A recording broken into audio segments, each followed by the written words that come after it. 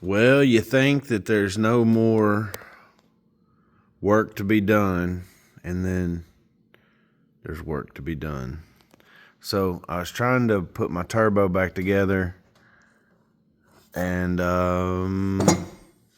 just went and set it on the manifold, and I never, the wastegate was never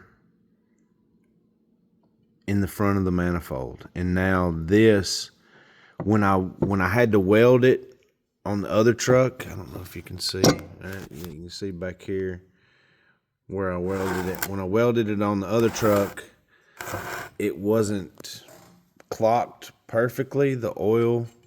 And they say that these can only be off X amount of degrees either way from level.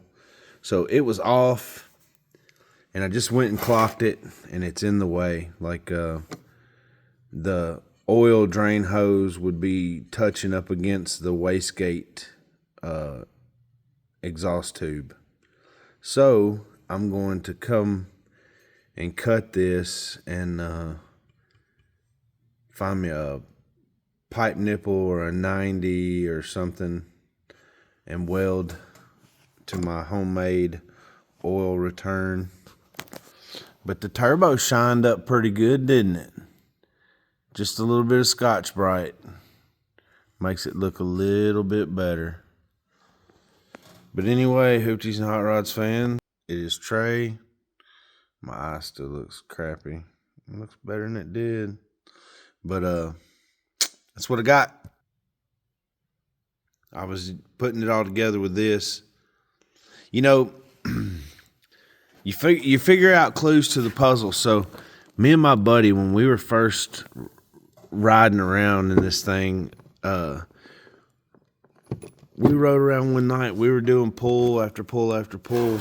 And the next day is when I noticed that these bolts were backing up on this turbo.